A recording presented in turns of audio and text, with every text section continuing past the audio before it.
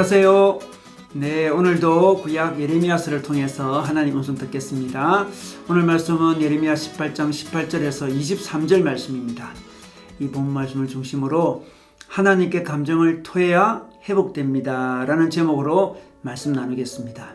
남유다 백성들은 예레미야를 죽일 계획을 세웁니다. 왜냐하면 예레미야 선지자가 자신들이 원하는 예언을 하지 않고 자꾸 거슬리는 말씀을 지냈기 때문에 그렇습니다. 다른 선지자들은 평안을 예언했습니다. 그러나 예레미야만은 패망을 예언했습니다. 하나님께 회개하지 않으면 패망한다고, 바빌론이 멸망한다고 예언한 것입니다. 그러나 대부분의 선지자들은 이스라엘이 하나님의 선민이니 하나님께서 편안하게 지켜주실 거라고 예언했습니다. 남유다 백성들은 불편하고 부담스러운 말씀을 듣기를 거부했습니다. 자신의 길을 즐겁게 하는 말씀을 좋아했습니다. 그래서 18절 그들은 예레미야를 해치려고 하면서 하는 말이 우리에게는 율법을 가르쳐줄 제사장이 있고 지혜를 가르쳐줄 현자가 있으며 말씀을 전하여 줄 예언자가 있다, 이렇게 말하고 있습니다. 백성들은 자신들이 원하는 예언을, 말씀을 선택하고 있었던 것입니다. 그래서 진리의 왜곡은, 변질은, 배교는 마음으로부터 진행되는 것입니다. 자기들이 원하는 이야기를 듣고 싶은 것으로부터 시작되는 것입니다. 그 말씀이 진리인지가 별 중요하지 않습니다. 자신이 원하는 말인지가 더 중요하게 생각되는 것입니다. 이는 남유다 백성들만의 문제가 아닙니다. 대부분의 사람들의 모습입니다. 객관적으로, 논리적으로, 성경적으로 맞는지가 별 중요하지 않습니다. 자기의 유익이 되는 말만 찾고자 합니다. 이런 백성들에게 하나님의 말씀을 전하는 것이 길가에 하나님의 말씀의 씨앗을 뿌리는 것과 같다고 할 수 있습니다. 말씀을 전하면 튕겨 나올 수 있습니다. 오늘 예레미야처럼 큰 핍박을 당하기도 합니다. 우리는 말씀에 근거하여 올바른 삶을 추구할 때 우리는 억울하게 고통을 당할 때도 있습니다.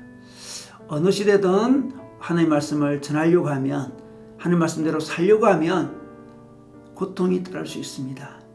특별히 우리가 교회에서나 우리가 속한 어떤 공동체에서 하나님의 말씀에 순종해서 다른 사람을 섬기려고 할 때 의외로 고난이 따라올 수 있습니다. 오해를 받을 때도 있습니다. 무시를 당할 때도 있습니다. 뒷담화의 대상이 되기도 합니다. 각종 구설수에 오를 수도 있습니다. 어느 시대든 하나님의 말씀을 전하고 말씀대로 사는 것이 사람들에게 인기 있는 삶이 아닐 수 있기 때문에 그렇습니다. 이 길은 좁은 길입니다. 그렇지만 하나님은 우리를 그 좁은 길로 불렀습니다.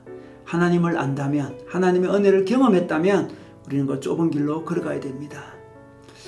그렇다면 우리가 그 길을 걸을 때, 그 좁은 길을 걸을 때 경험할 수밖에 없는 아픔은 어떻게 처리하면 좋을까요? 그 아픔을, 그 고통을, 그 오해를, 그 무시를 우리는 토해야 한다고 말씀하고 있습니다. 그냥 마음에 두고 있으면 마음이 상합니다. 그래서 좁은 길을 포기하게 되죠. 엉뚱한 곳에서 그 상한 마음이 터져 나오기도 합니다. 그러므로 우리는 솔직하게 우리 마음을 토해야 합니다. 우리는 아플 때는 아파해야 합니다. 힘들 때 힘들다고 해야 합니다. 그렇다면 누구에게 토해야 될까요? 오늘 예레미야는 하나님께 상한 마음을 통하고 있습니다. 예레미야는 하나님께 마음을 토하는 모습을 보니 마치 백성들을 저주하는 것 같습니다. 그의 감정을, 그의 마음을 거침없이 하나님께 토하고 있었기 때문에 그렇습니다. 시편에는 아름다운 찬송시도 많았지만 분노와 격정이 담긴 타는 시들이 많이 있습니다. 섬뜩한 표현들도 있습니다. 오늘 예레미야도 21절에 보니 이렇게 말씀하고 있습니다. 그들이 이렇게 배은망덕하니 그들의 아들, 딸들이 굶어 죽거나 전쟁에서 죽게 하여 주십시오 라는 섬뜩한 기도를 하나님께 하고 있습니다. 그러나 우리가 기억해야 될 것이 있습니다. 우리는 마음껏 아픔을 토해도 됩니다. 그런데 반드시 하나님께 토해야 됩니다. 예레미야는 그 어떤 사람이 아닌 하나님께 자신의 마음을, 자신의 고통을 토하고 있는 것입니다. 그래서 회복이 되는 것입니다. 토하지 않고 아무 일도 없는 듯이 살면 내면에서 마음이 더 크게 상합니다. 자신의 체면 때문에 점잖은 척하면 자신의 을을 내세우는 외식적인 사람이 되어버립니다. 그렇다고 사람에게 마구 쏟아 놓으면 부메랑이 되어서 더 크게 우리를 치게 됩니다.